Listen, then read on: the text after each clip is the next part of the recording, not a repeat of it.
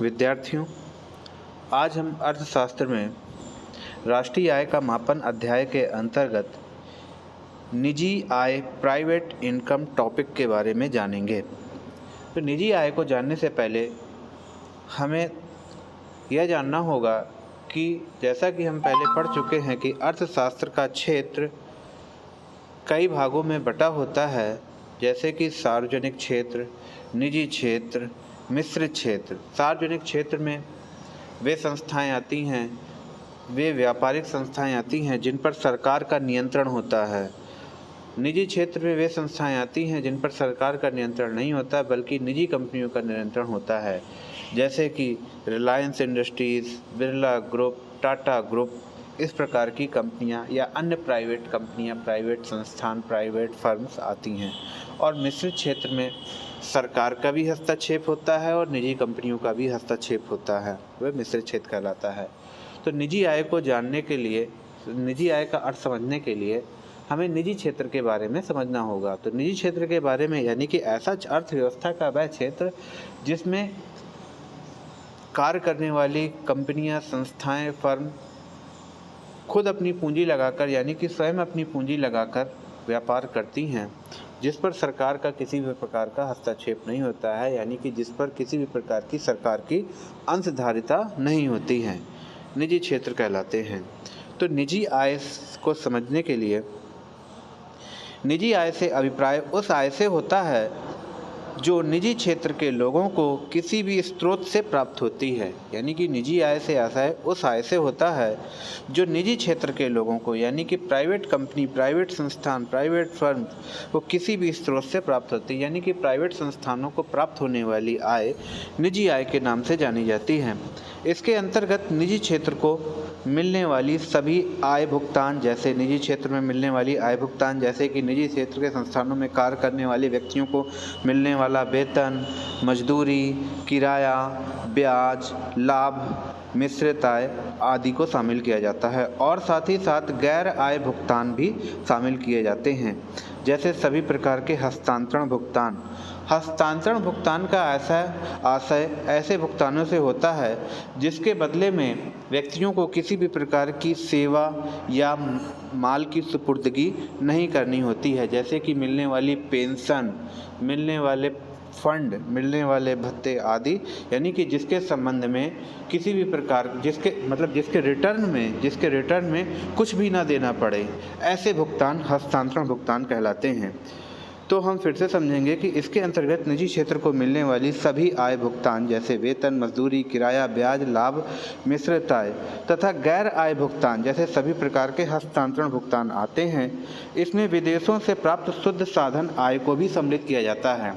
तो अब समझेंगे कि विदेशों से प्राप्त शुद्ध साधन आय क्या होती है। देखिए, विदेशों से प्राप्त शुद्ध साधन आय का आशय कि जैसे कि मान लीजिए भारत में जो भी विदेशी कंपनियां हैं और यहाँ पर किसी भी प्रकार से लाभ कमा रही हैं, तो उनको होने वाली आय और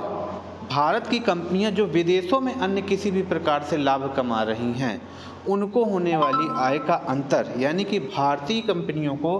भारतीय संस्थाओं को, भारतीय फर्मों को, भारतीय व्यापारिक संगठनों को विदेशों से प्राप्त होने वाली आय और विदेशी कंपनियों को भारत से होने वाली आय का अंतर विदेशों से प्राप्त शुद्ध साधन आय माना जाता है। तो इसमें विदेशों से प्राप्त शुद्ध साधन आय को भी सम्मिलित किया जाता है। निजी क्षेत्र की आय ज्ञात करने के लिए निजी क्षेत्र को घरेलू उत्पाद से प्राप्त आय में विदेशों से प्राप्त शुद्ध साधन आय भी जोड़नी होगी। इसके अतिरिक्त निजी आय में सरकार के चालू हस्तांतरण, शेष वित्त से शुद्ध चालू हस्तांतरण और राष्ट्रीय ऋणों पर ब्याज को भी सम्मिलित किया जाता है। कुल मिलाकर के निजी आय में 5 मदों को सम्मिलित किया जाता है, जिसको हम निम्न सूत्र के माध्यम से जानेंगे कि निजी आय बराबर निजी क्षेत्र को घरेलू उत्पाद से प्राप्त आय, यानी कि जितनी भी प्राइवेट कंपनी, प्राइवेट संस्थान है उनको भारत के अंदर जो भी वो प्रोडक्शन कर रही हैं, जो भी सर्विस प्रोवाइड कर रही हैं, उससे प्राप्त होने वाली आय प्लस विदेशों से शुद्ध साधन आय, यानी कि विदेशों से, जैसा कि अभी शुद्ध साधन आय के बारे में डिफ़ाइन किया गया कि यहाँ पर विदेशी कंपनियों ने जो भी लाभ कमाया और भारतीय कंपनियों ने विदेशों में जो लाभ कमाया, उसका जो अंतर आता है प्लस में, उसको बोलते हैं विदेशों से प्राप्त शुद्ध साधन आय प्लस सरकार से चालू हस्तांतरण, यानी कि ऐसे हस्तांतरण, ऐसी आय, यानी कि प्राइवेट कंपनी, प्राइवेट संस्थान, प्राइवेट लोगों को मिलने वाली ऐसी आय जिसके बदले में कोई सर्विस या कोई भी वस्तु का हस्तांतरण ना करना पड़े, यानी कि कोई भी सर्विस नहीं देनी पड़े या कोई भी बदले में वस्तु ना देना पड़े, ऐसी आय हस्तांतरण कहलाती है, चालू हस्तांतरण कहलाती है। तो सरकार से चालू हस्तांतरण जैसे कि मिलने वाली पेंशन फंड आदि, तो सरकार से चालू हस्तांतरण प्लस शेष वित्त से चालू हस्तांतरण, यानी यहाँ की ऐसी कंपनियाँ, यहाँ के ऐसे व्यापारी, यहाँ के ऐसे लोग, प्राइवेट फर्में जिनको विदेशों से भी चालू हस्तांतरण मिल रहा है, विदेशों से चालू हस्तांतरण मिल रहा है, तो उस आय को भी जोड़ा जाएगा। और राष्ट्रीय ऋणों पर ब्याज, राष्ट्रीय ऋणों पर ब्याज का मतलब यह है कि यदि सरकार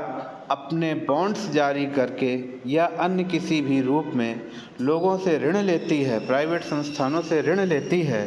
तो उसके बदले में समय समय पर ब्याज भी सरकार चुकाती है। तो वह सरकार से मिलने वाला, मतलब सरकार को दिए गए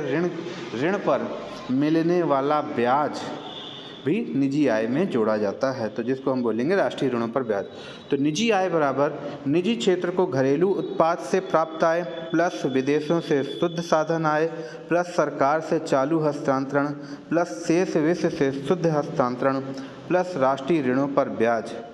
इन सभी का योग निजी आय के नाम से जाना जाता है।